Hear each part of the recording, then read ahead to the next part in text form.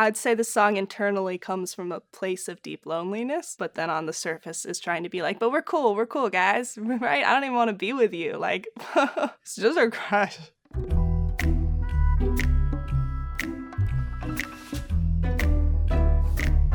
So this particular day, I'd been sat at my piano for like an hour and I was just scrolling through this guy's Instagram and it just like, I felt like this craziness came over me. I'm like, I can't focus on what needs to get done. I'm so obsessed. So I wrote the chorus for this song with my two good friends, Yacht Money, what's up? And I brought it in and I was like, here's the thing, guys, got this crush. I don't know what to say in the chorus. And they're like, we got you. I can't focus on what needs to get done. I'm on notice, hoping that you don't run. You think I'm tepid, but I'm misdiagnosed. 'Cause I'm a stalker, I seen all of your posts. I think you're a stalker when you've seen all of their tagged photos. And I'm just trying to play cool now. But that's not what I wanna do now. And I'm not trying to be with you now. Definitely trying to play it exceptionally cool. Did he see me that way? Probably not. But I was trying. You make it difficult to not overthink. And when I'm with you, I turn all shades of pink. I felt in the moment like I'm struggling to be myself around you because I just want you to like me so much. And I think that's maybe a little bit a sadder element of this is that it's really longing for this desire to be wanted. I want to touch you but don't want to be weird. It's such a rush, I'm thinking wish you were here.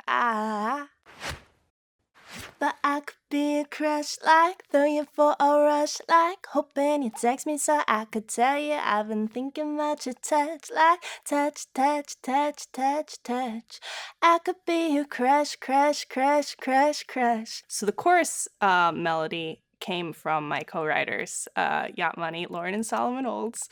They're like, what if we did something that kind of had this hip-hop feel to it? And I was like, ooh, cool, hip-hop. I have a very pop background and they have a more eclectic background, I think, but way into it. I love it. I like that melody makes you feel like you're bouncing around what it is, and it takes a second to memorize it, but once you have it, it's fun to be like, I know all the words to this part. I got a fascination with your presentation, making me feel like you're on my island, you're my permanent vacation. Touch. I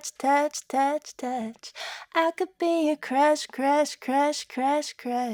When I was in the studio with Seth, my producer, I was like, I really want a bring, ding, and then something. And he's like, I got you. He found telephone sound and the ding sound, and he's like, I know exactly what you're gonna want in this little section.